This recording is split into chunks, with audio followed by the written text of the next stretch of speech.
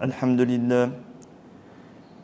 لله الذي هدانا لهذا وما كنا لنهتدي لولا أن هدانا الله اللهم علمنا بما ينفعنا وزدنا علما وعملا يا رب العالمين سبحانك لا علم لنا إلا ما علمتنا إنك أنت العليم الحكيم رب اشرح لي صدري ويسر لي أمري واحلل عقدة من لساني يفقهوا قولي أعوذ بالله من الشيطان الرجيم بسم الله الرحمن الرحيم وذا النون إذ ذهب مغاضبا وظن أن لن نقدر عليه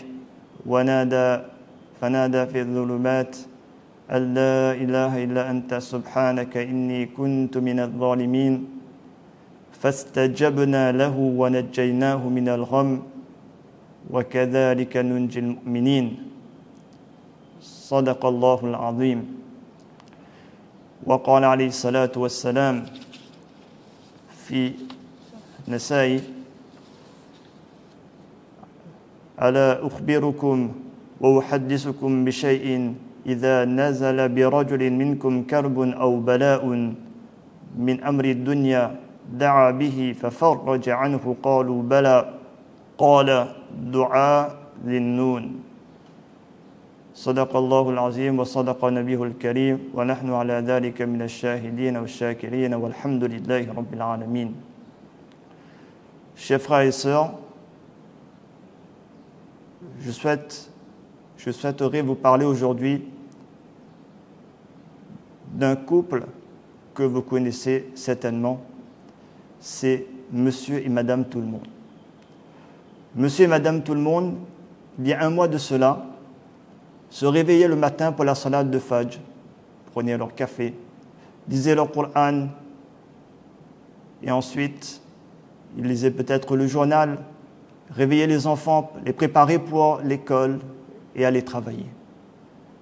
L'après-midi, en rentrant, ils accomplissaient la salat, ils avaient leur activité quotidienne, la séance de sport, le coaching habituel. Le week-end, c'était calé, randonnée, rencontre familiale, une réunion, une rencontre, une sortie entre amis.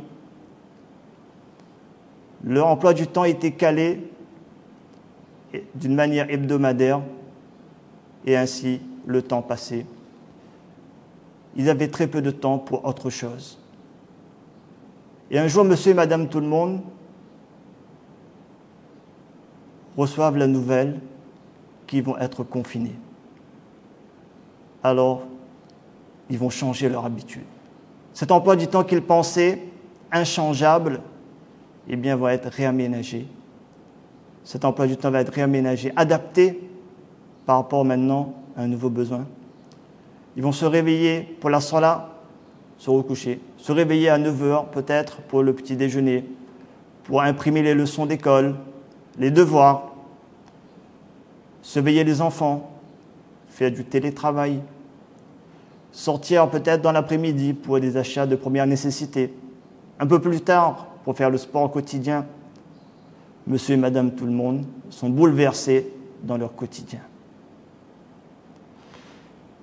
Et le soir, lorsqu'ils sont sur leur musalla, devant Allah subhanahu wa ta'ala, ils méditent. Ils pensent, que se passera-t-il demain? Qu'est-ce que nous réserve l'avenir? Et là, c'est un grand point d'interrogation. Car c'est un avenir incertain. Mais ils le savent, demain ne sera plus jamais pareil.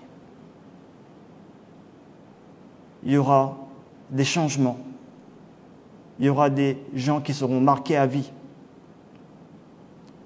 Et nul ne sait ce que lui réserve demain. Monsieur Tout-le-Monde et Madame Tout-le-Monde le savent, car Allah subhanahu wa ta'ala dit dans le Coran وَمَا تَدْرِي نَفْسٌ مَاذَا تَكْسِبُ غَدًا. Aucune âme ne sait ce qui lui attend demain. Comme bien de la part d'Allah subhanahu wa ta'ala et comme épreuve aussi de la part de son Créateur. Concernant ce demain, qui est un grand point d'interrogation, concernant ce demain dans lequel on est dans le flou, eh bien, on peut le rendre meilleur. On peut le rendre meilleur si à travers cette épreuve, et ça je souhaite le dire, monsieur, madame, tout le monde, si à travers cette épreuve, on s'est rapproché d'Allah subhanahu wa ta'ala. Si à travers cette épreuve, on a pris le temps de méditer sur notre quotidien. Si à travers cette épreuve, on a tiré les conséquences, les leçons, et on aura agi en conséquence. C'est pour cela que je vous propose aujourd'hui, à travers l'histoire d'un confiné, d'un prophète, qui est resté 40 jours à l'intérieur du ventre de la baleine, le temps de méditation. En ce jour de Jum'a, ce jour où on a tous un pincement au cœur parce qu'on accomplit Zuhr à la maison et qu'on ne peut pas accomplir la salat de Jum'a à la masjid. Je vous propose, à travers l'histoire de Yunus alayhi salam et de son invocation, un temps de méditation. Pour cela, il faudra comprendre le contexte dans lequel ce doigt a été dit, méditer sur le sens, la signification de ce doigt et tirer les leçons qu'il y a à travers l'histoire de Yunus alayhi salam. Car si Allah subhanahu wa ta'ala il nous parle de cette histoire dans le Coran, c'est pour notre introspection, c'est pour nous faire prendre conscience et c'est pour agir en conséquence. L'Irak actuel, en Irak actuel, eh bien à cette époque-là, c'était la Mésopotamie. Et dans la Mésopotamie, il y avait une ville qui s'appelait Ninive. Ninois, certains diront. Il y avait à peu près 100 000 habitants. Ces habitants, ils avaient un certain prestige, ils avaient certaines habitudes. Et au lieu d'adorer Allah subhanahu wa ta'ala seul, ils avaient associé d'autres à Allah subhanahu wa ta'ala. Ils avaient une grande idole qu'ils appelaient Ashtar. Et les gens de Ninive étaient ancrés dans l'idolâtrie. Allah subhanahu wa ta'ala, pour les réveiller, pour les faire prendre conscience, les envoya un prophète, Yunus alayhi salam, vers eux. Pendant 33 années, Yunus alayhi salam les a invités à Allah subhanahu wa ta'ala, sans relâche. Pendant 33 années, il les a exposés les preuves claires et évidentes de la part d'Allah subhanahu wa ta'ala. Il a montré les miracles de la part d'Allah subhanahu wa ta'ala. Et au bout de la 35e année, Yunus alayhi salam, désespéré par son peuple, invoque Allah subhanahu wa ta'ala. Il faut que cette injustice cesse. Il invoque contre son peuple et les met en garde qu'après un certain délai, le châtiment d'Allah va s'abattre sur vous. Et arrivé au terme de ce délai, 3 ou 5 jours avant, les gens parlent entre eux. Ils se disent, Yunus, on le connaît, c'est quelqu'un d'honnête, c'est quelqu'un qui a l'habitude de dire la vérité. Eh bien, nous allons voir si d'ici là, il est parti, il a pris ses affaires, il est parti. Eh bien, ça veut dire que vraiment, il y a quelque chose qui arrive. Et on peut s'attendre au pire. Mais s'il est resté parmi nous, eh bien, on n'a rien à craindre. C'est un menteur. Et on le démasquera. Ils ont attendu, et lorsqu'ils ont vu que Yunus alayhi salam a quitté la ville, eh bien, ils se sont inquiétés. Ils ont pris conscience immédiatement que quelque chose n'allait pas. Dans certaines narrations, il est dit qu'Allah envoya donc un nuage, une fumée de l'enfer qui est venue assombrir le ciel complètement. Lorsqu'ils ont vu le châtiment d'Allah se rapprocher d'eux, immédiatement ils sont sortis à la rencontre des anciens du village et ils ont posé aux anciens la question: comment faire pour revenir vers Allah? Comment faire pour demander pardon à Allah subhanahu wa ta'ala? Comment faire pour sortir de cette obscurité et venir vers la miséricorde, la compassion d'Allah subhanahu wa ta'ala? Dans cette narration, il est mentionné le doigt suivant que les anciens les enseignaient: Allahumma inna dhunubana qad azumat wa jallat wa anta a'zamu minha wa ajal. If'al bina ma anta ahluhu wa la taf'al bina ma nahnu ahluhu. Allahumma inna dhunubana qad azumat. Allah, l'injustice nous a cernés. Nos péchés ont grandi en nombre. Nos injustices vis-à-vis de toi, ou Allah subhanahu wa ta'ala, sont énormes. Wa anta a'zamu minha. Mais toi, ou Allah subhanahu wa ta'ala, ta dignité, ta compassion, ta miséricorde, elle est bien au-dessus de tout cela.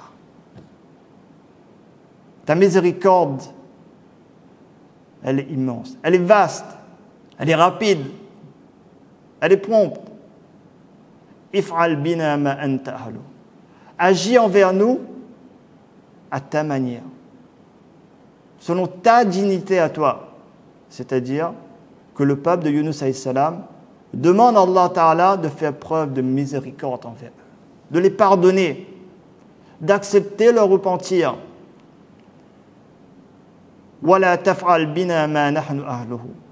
Il n'agit pas envers nous selon nos actions. C'est-à-dire, ne nous punis pas par rapport aux mauvaises actions que nous avons accomplies, même si certes nous méritons ce châtiment. Oh Allah, aie pitié de nous. Et de quelle manière ils ont imploré Allah subhanahu wa ta'ala? Les hommes, les femmes, les enfants, les bêtes sont sortis avec beaucoup d'humilité, de modestie. Ils invoquaient Allah subhanahu wa ta'ala.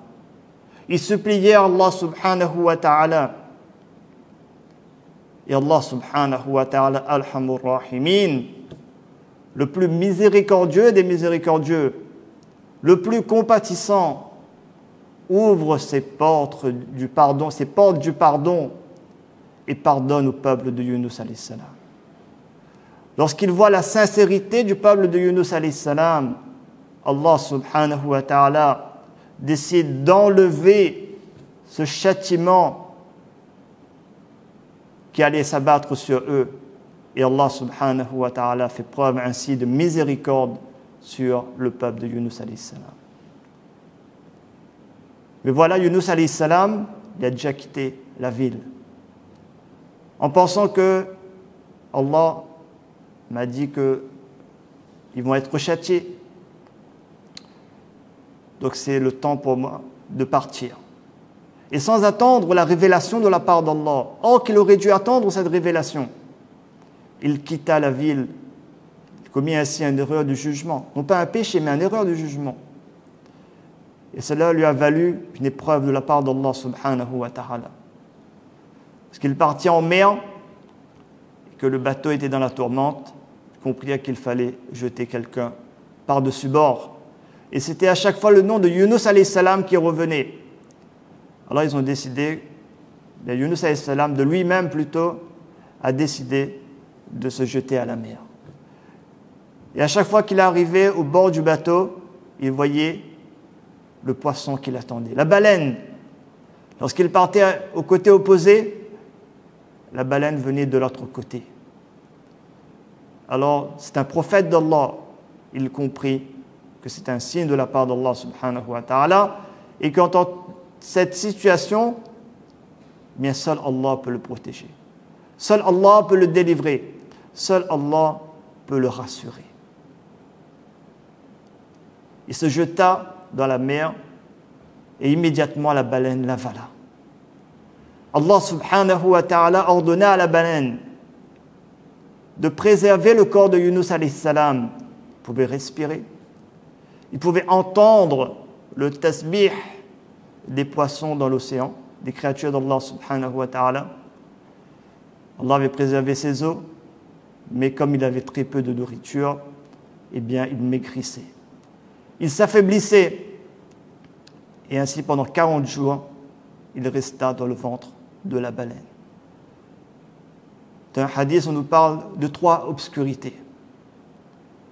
Zulmatu batnul hut, wa zulmatul bahr, wa zulmatul layl. L'obscurité du ventre de la baleine, l'obscurité de l'océan et l'obscurité de ce qu'il y a au-dessus de lui, de la nuit. Au bout du 40e jour, il invoque Allah subhanahu wa ta'ala dans ces 3 obscurités. فَنَادَى فِي الظُّلُمَاتِ أَنْ لَا إِلَهَ إِلَّا أَنْتَ سُبْحَانَكَ إِنِّي كُنْتُ مِنَ الظَّالِمِينَ. Et lorsqu'il fit cette invocation, فَاسْتَجَبْنَا لَهُ, Allah subhanahu wa ta'ala, il dit Fa en arabe, c'est pour marquer la promptitude. Qu'immédiatement, Allah ta'ala, il accepta le dua de Yunus alayhi salam et immédiatement, il fut rejeté sur le rivage. Ensuite, Allah subhanahu wa ta'ala fit pousser pour lui un arbre qui pousse très vite, dont les feuilles sont quand même assez grosses, et le fruit très bien à manger, nourrissant. C'est un arbre de citrouille. Et Yunus alayhi salam, il mange de ce fruit et il retrouve de la force. Et au fur et à mesure, donc, il retrouve cette énergie. Et il remercie Allah subhanahu wa ta'ala de lui avoir sauvé de cette épreuve. فَنَجَّيْنَاهُ مِنَ الْغَمِّ. Et Allah subhanahu wa ta'ala dit dans ce verset وَكَذَلِكَ نُنْجِي الْمُؤْمِنِينَ. Et quel beau message d'espoir pour nous. C'est ainsi qu'Allah subhanahu wa ta'ala il sauve les croyants. Avant de revenir à ce doigt, voyons ensemble l'attitude des gens de Ninive. Ce que nous devons retenir dans la façon dont ils ont invoqué Allah subhanahu wa ta'ala et dont nous aujourd'hui nous devons invoquer Allah subhanahu wa ta'ala lorsque nous levons les mains vers Allah subhanahu wa ta'ala. De quelle manière devons-nous appeler Allah subhanahu wa ta'ala? Vous avez déjà vécu cette situation où un animal est prisonnier dans un endroit étroit ou bien dans un endroit inconnu et qu'il est perturbé, il veut sortir de cet endroit-là. Alors qu'est-ce qu'il va faire? Est-ce qu'il va attendre patiemment que quelqu'un vienne le délivrer? Est-ce qu'il va nous prévenir d'une notification sur WhatsApp? Non. Qu'est-ce qu'il va faire, l'animal? Il va appeler, il va crier. Ce n'est pas un cri de danger où il a envie de mordre, mais c'est un cri de détresse. Il a envie de fuir, il a envie de sortir de cet endroit inconnu, étroit pour lui, où il se sent en danger. Le musulman, lorsqu'il invoque Allah subhanahu wa ta'ala, eh bien c'est avec cette détresse-là. C'est le cri du cœur qui doit parler. C'est avec le cœur qu'on doit lever les mains et demander à Allah subhanahu wa ta'ala avec humilité. C'est ce que le prophète sallallahu alayhi wa sallam il apprend à Abu Bakr radiyallahu ta'ala anhu lorsqu'il lui conseille à la fin de la salat de lire Allahumma inni zalamtu nafsi zulman kathira wa la yaghfiru dhunuba illa anta faghfir li maghfiratan min 'indika warhamni innaka antal ghafurur rahim. Allahumma inni zalamtu nafsi. Wallah, j'ai commis beaucoup d'injustices. Reconnaissance de ses erreurs, de ses fautes. L'humilité lorsqu'on fait le dua. Lorsqu'on invoque Allah subhanahu wa ta'ala, on reconnaît ses erreurs. Qu'il y a eu des moments de notre vie où on a été faible. Mais, oh Allah, nous veut sortir d'un fait noir. Nous veut arriver vers la lumière. Éclaire à nous. Laisse pas nous dans le fait noir. Allah, le prophète sallallahu alayhi wa sallam, il enseigne ce doigt à qui? Au meilleur des hommes après Anbiya alayhi salam. Que oh Abu Bakr, toi aussi tu as besoin de faire preuve d'humilité devant Allah subhanahu wa ta'ala. De reconnaître tes erreurs devant Allah subhanahu wa ta'ala. Sois humble et modeste devant Allah. Sois un serviteur d'Allah subhanahu wa ta'ala. C'est de cette manière qu'Allah pardonna à Adam alayhi salam de son oubli. Lorsqu'il invoqua Allah subhanahu wa ta'ala, Rabbana, zalamna anfusana. Wallah, nous avons commis des injustices envers nous-mêmes. Wa illam taghfir lana. Et ensuite vient la demande de pardon de la part d'Allah subhanahu wa ta'ala. Et à la fin de la salat, c'est le même adab. C'est le même respect vis-à-vis de notre Créateur. C'est la même méthode. La méthode d'Anbiya alayhi salam pour demander à Allah subhanahu wa ta'ala. Et nous devons le faire avec le cœur. Ce n'est pas un doigt que nous devons réciter par habitude. Nous ne devons pas lever les mains par habitude, mais c'est par détresse. C'est humblement devant Allah subhanahu wa ta'ala, les larmes aux yeux, nos erreurs en tête, et devant nous, nous devons avoir Allah subhanahu wa ta'ala. C'est ce que Yunus alayhi salam, il demande à Allah subhanahu wa ta'ala dans le ventre de la baleine. La ilaha illa anta. Point de divinité à part toi. Ou Allah, dans cette épreuve, dans ce confinement, c'est vers toi que je me tourne. Et personne d'autre que toi. Certes, nous avons pris les précautions qu'il faut. Nous sommes confinés. On attendra les consignes patiemment. On a mis les masques. On se lave les mains avec du gel. Mais notre confiance, nous devons la placer uniquement sur Allah subhanahu wa ta'ala. Ce n'est pas sur le masque qu'on va porter, sur le gel qu'on va utiliser. Et cela va apaiser notre cœur. Notre cœur il sera apaisé lorsqu'on va utiliser les moyens et qu'on va placer notre confiance sur Allah subhanahu wa ta'ala. Si on utilise les moyens et qu'on place nos confiances sur les moyens, eh bien on sera déçu. On sera déçu si demain on est éprouvé par Allah subhanahu wa ta'ala. On sera déçu comme on l'est aujourd'hui lorsqu'on se tourne vers les créatures. Parfois on trouve de l'aide et parfois on ne trouve pas de l'aide. On est agacé, on est désespéré. Mais celui qui place sa confiance sur Allah subhanahu wa ta'ala, وَمَنْ يَتَوَكَّلْ عَلَى اللَّهِ فَهُوَ حَسْبُهُ. Celui qui va avoir confiance en Allah subhanahu wa ta'ala dans cette épreuve, eh bien jamais il ne sera déçu. Jamais.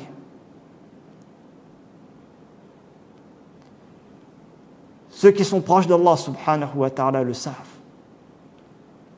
Et nous devons suivre le pas de ces personnes, le pas des Anbiya alayhi salam, les pas des Sahaba radiyallahu ta'ala anhum, les pas des pieux prédécesseurs.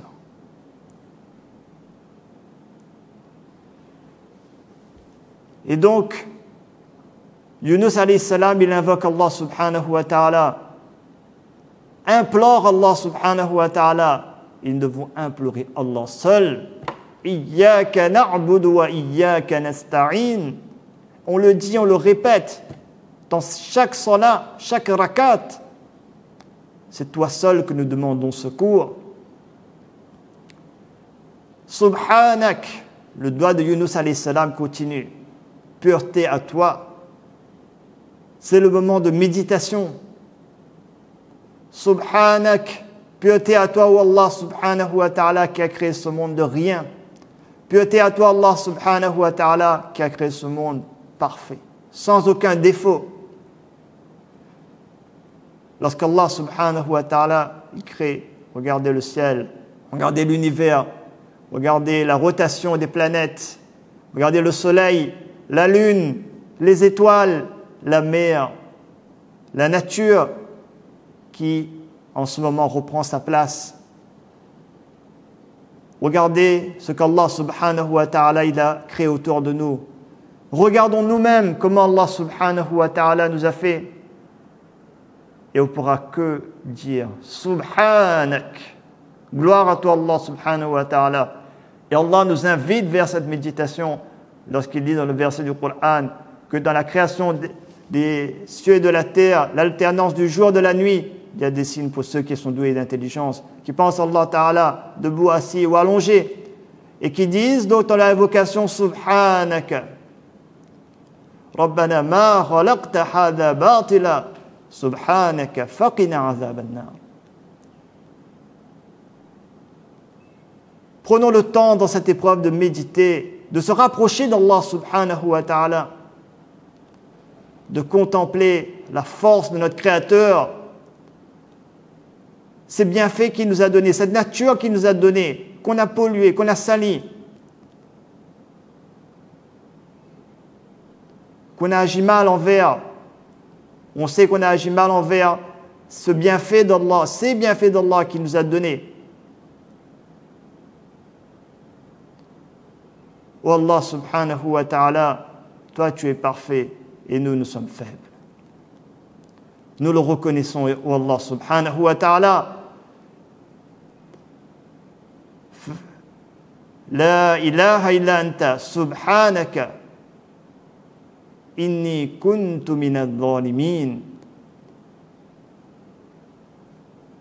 Yunus alayhi salam il termine son doigt inni kuntu minadh dhalimin. Le dhulm, l'injustice. Wallah, j'étais injuste envers moi-même. Il y a 3 catégories d'injustice. L'injustice vis-à-vis d'Allah subhanahu wa ta'ala, celui qui est en haut, au-dessus de nous. L'injustice vis-à-vis des êtres humains, de ceux qui nous entourent. Et l'injustice vis-à-vis de nous-mêmes. Tout comme Yunus alayhi salam était confiné dans 3 obscurités, une au-dessus. Peut-être que l'injustice vis-à-vis d'Allah subhanahu wa ta'ala fait que nous subissons aujourd'hui cette épreuve. Yunus alayhi salam était dans l'obscurité de la mer, dans l'élément le plus proche qui l'entoure. Peut-être l'injustice vis-à-vis des créatures nous a mis aujourd'hui dans cette épreuve. Yunus alayhi salam était confiné dans le ventre de la baleine. Peut-être que l'injustice vis-à-vis de nous-mêmes nous valent cette épreuve de la part d'Allah subhanahu wa ta'ala. L'injustice vis-à-vis d'Allah, qu'est-ce que c'est? Allah subhanahu wa ta'ala qui est notre créateur, Allah subhanahu wa ta'ala qui a mis le soleil pour nous, la lune, le cycle de l'eau qui fait pousser les arbres, les fruits, les légumes, qui nous est si cher en période de confinement. Combien de stress lorsqu'on part faire nos courses, combien de stress par rapport à la question est-ce qu'on aura encore des provisions demain? Allah subhanahu wa ta'ala nous a accordé tellement de bienfaits. Celui qui va reconnaître autre qu'Allah ou associer d'autres à Allah subhanahu wa ta'ala, subhanallah, quelle injustice vis-à-vis de notre Créateur. Maintenant, nous en tant que musulmans, le prophète sallallahu alayhi wa sallam nous a averti de quelque chose. Nous l'avons appris à la madrasa. Nous avons lu le doigt Allahumma inni a'udhu bika min an ushrika bika shay'an wa ana a'lamu bihi wa astaghfiruka lima la a'lamu bihi. Allah, je te demande pardon si j'ai associé d'autres à toi, volontairement ou involontairement, demandons pardon à Allah subhanahu wa ta'ala. Il y a ceux qui se croient au-dessus d'Allah subhanahu wa ta'ala, qui défient Allah subhanahu wa ta'ala. Et nous l'entendons. une personne que j'ai eue au téléphone, une fois me disait que mon mari, il se croit au-dessus de tout. Avec son argent, il pense acheter le silence de tout le monde. C'est ce qu'on appelle se croire au-dessus de tout. Le prophète sallallahu alayhi wa sallam nous met en garde contre celui ou celle qui prendra autre qu'Allah subhanahu wa ta'ala comme divinité, comme Rabb. Nous avons agi mal envers les créatures. Combien de fois, lorsque nous avons regardé les biens des autres, eh bien nous avons jalousé. Nous avons dit des mauvaises paroles. Et pire, nous nous sommes rapprochés du shirk en allant voir les gens pour faire de la sorcellerie contre ces mêmes personnes.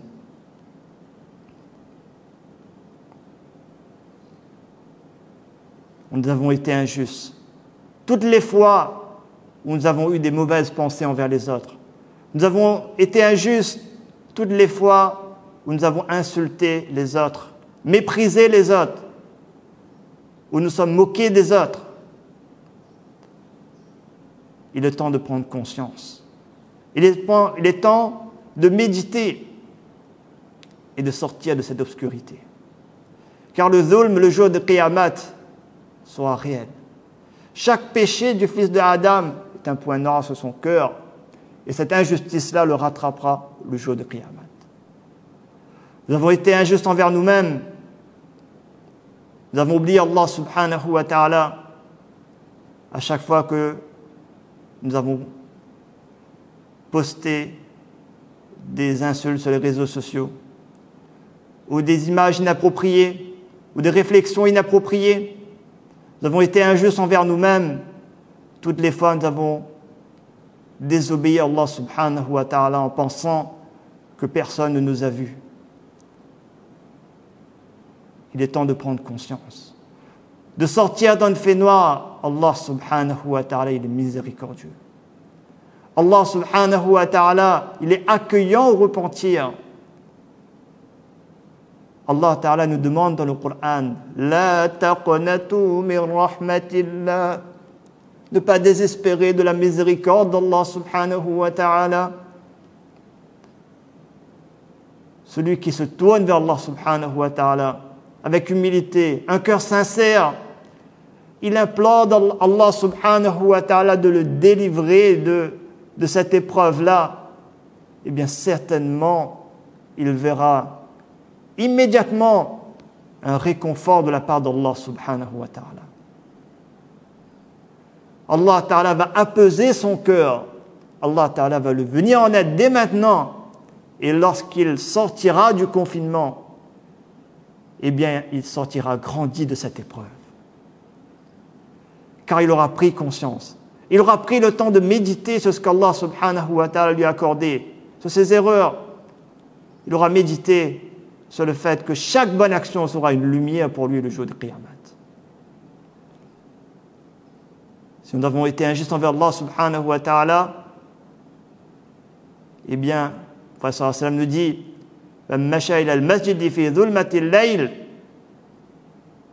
celui qui part à l'obscurité de la nuit vers la masjid, Allah subhanahu wa ta'ala, il fera que le jour de Qiyamah, il y aura une lumière parfaite le jour de Qiyamah.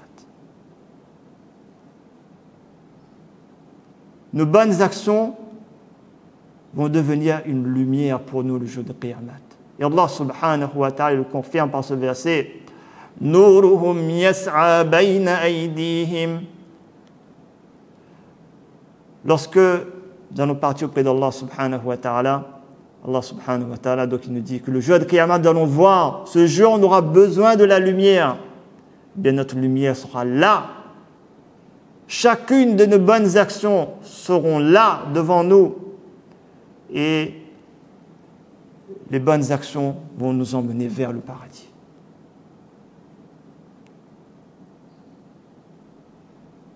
À travers l'histoire de Yunus alayhi salam, eh bien, nous devons trouver la force d'invoquer Allah subhanahu wa ta'ala avec humilité, sincérité.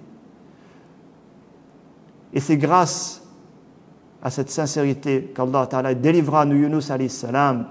Le poète dit وأنت بفضل منك نجيت يونس قد بات في أضعاف حوت الليالي فأنبت يقطينا عليه برحمة من الله لولا الله أصبح ضاويا. C'est par ta miséricorde que tu sauvas Yunus alayhi salam, celui qui pendant des nuits est resté dans le ventre de la baleine. فَأَنْبَتَّ يَقْتِينًا عَلَيْهِ بِرَحْمَةٍ. Et lorsqu'il fut maintenant recraché par l'animal sur le bord du rivage, tu as fait pousser pour lui une citrouille, un arbre qui lui a permis de retrouver des forces. مِنَ اللَّهِ لَوْلَا اللَّهُ أَصْبَحَ ضَاوِيًا. Et si tu ne l'aurais pas fait, oh Allah subhanahu wa ta'ala, alors il aurait resté très maigre, amaigri par cette épreuve.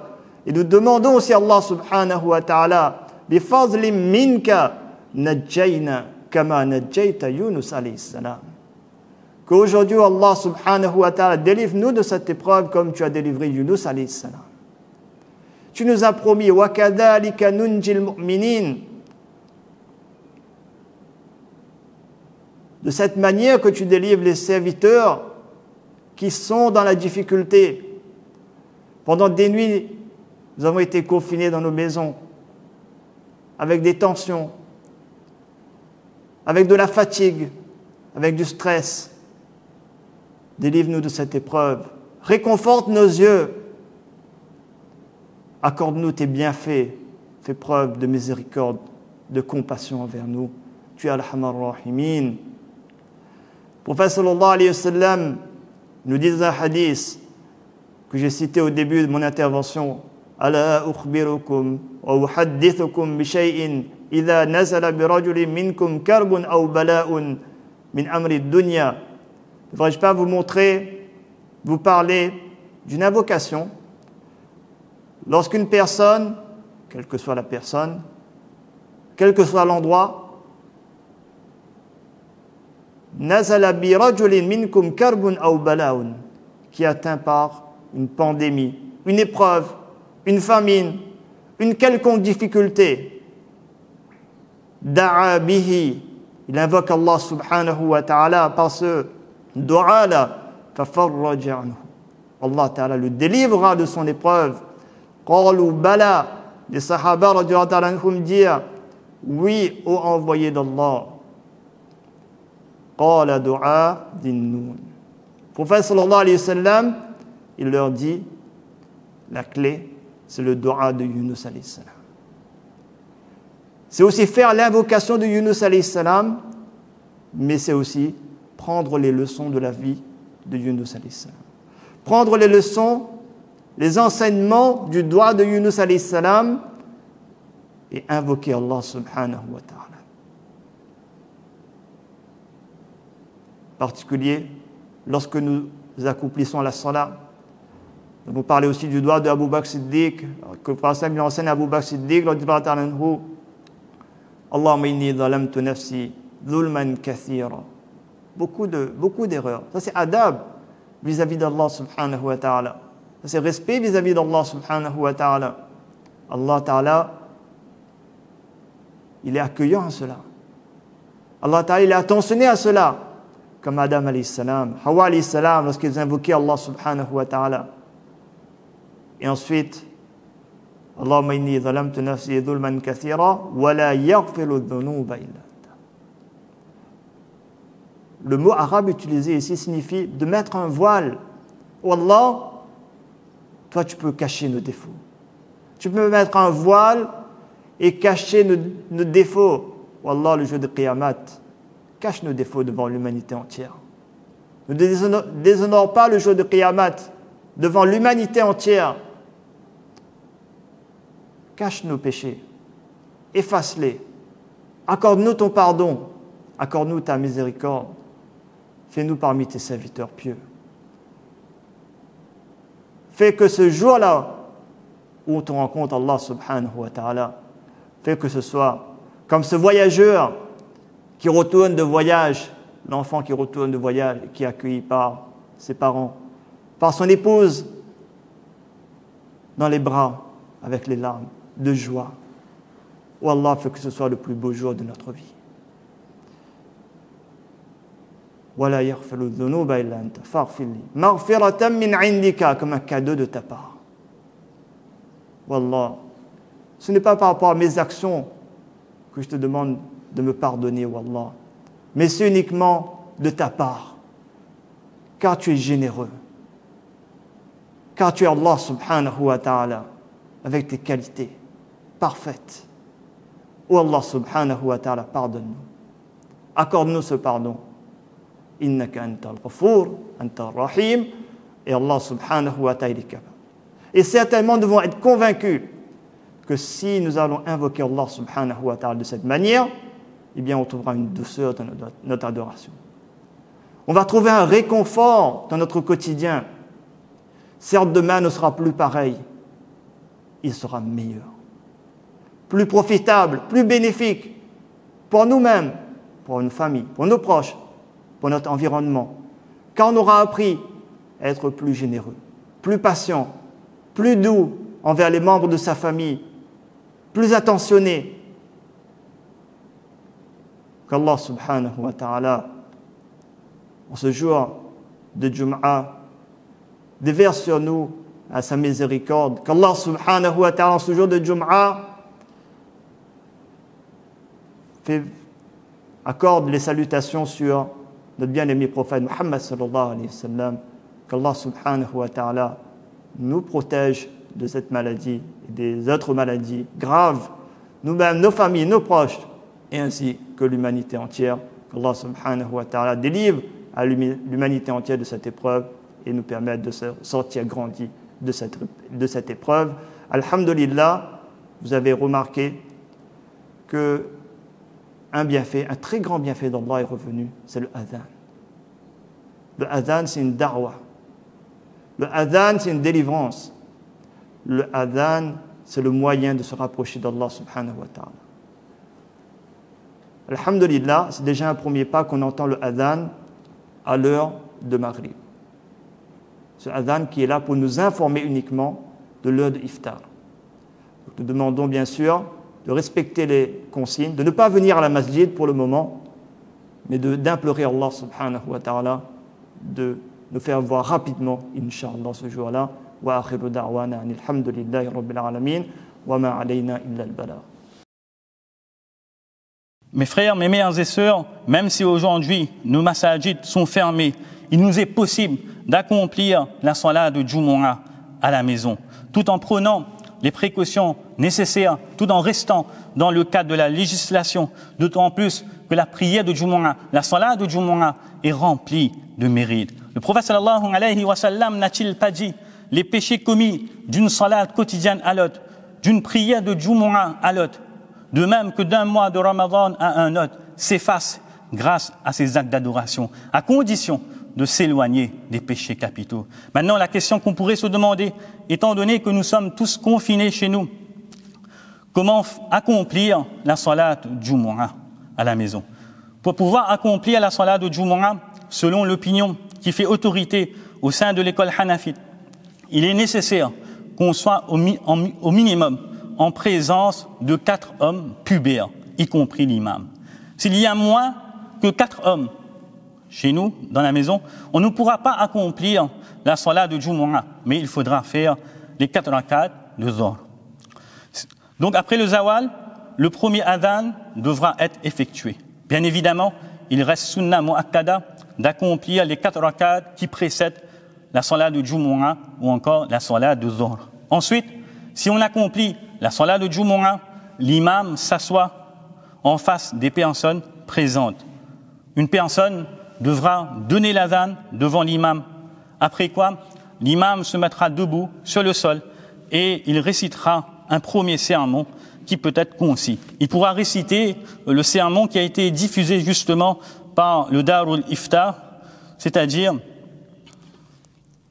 Alhamdulillahi Rabbil Alamin, wassalatu wassalamu ala rasulihil karim, sayyidil anbiya'i wal mursalin, wa ala alihi wa ashabihi ajma'in, amma ba'd, qala Allahu ta'ala, a'udhu billahi minash shaitanir rajim, bismillahir rahmanir rahim, يا أيها الذين آمنوا اتقوا الله حق تقاته ولا تموتن إلا وأنتم مسلمون أقول قولي هذا وأستغفر الله لي ولكم ولسائر المسلمين فاستغفروه فإنه هو الغفور الرحيم. Ensuite donc, l'imam marquera une pause en s'asseyant et ensuite donc, il prononcera une deuxième khutba, un deuxième sermon et là aussi on pourra reprendre le sermon, la khutba qui a été diffusée par le Darul Ifta de la Réunion, c'est-à-dire Alhamdulillahi Rabbil Alamin, wassalatu wassalamu ala rasulihil karim, sayyidil anbiya'i wal mursalin, wa ala alihi wa ashabihi ajma'in, amma ba'd, qala Allahu ta'ala, أعوذ بالله من الشيطان الرجيم بسم الله الرحمن الرحيم إن الله وملائكته يصلون على النبي يا أيها الذين آمنوا صلوا عليه وسلموا تسليما اللهم صل على سيدنا محمد وعلى آل سيدنا محمد وبارك وسلم ربنا آتنا في الدنيا حسنة وفي الآخرة حسنة وقنا عذاب النار ولذكر الله أكبر والله يعلم ما تصنعون. Et ensuite donc que la deuxième khutba, le deuxième sermon se termine. Donc, une personne prononcera l'iqama et ensuite donc l'imam fera 2 rakats comme cela se fait habituellement. Et si une personne ne peut pas accomplir la salat de Jumu'ah, comme on a dit, il lui sera obligatoire d'accomplir les 4 rakats de la salat de Dhuhr. Donc, concernant la salat de Jumu'ah, les règles juridiques par rapport à la salat, n'hésitez pas à contacter l'ulama si jamais vous avez des questions. Et aussi, il est important de rappeler qu'on doit respecter les règles, les gestes barrières qui nous ont été dictés par la législation. Et il faut savoir que ces gestes barrières s'inscrivent dans le cadre de la charia également. Comme par exemple, on nous demande de laver fréquemment nos mains et la charia nous incite, nous recommande justement à laver nos mains dès qu'on se réveille, etc. Donc à nous de respecter ces consignes qui nous ont été dictées et ces consignes ont été dictées justement pour notre protection, pour notre salut.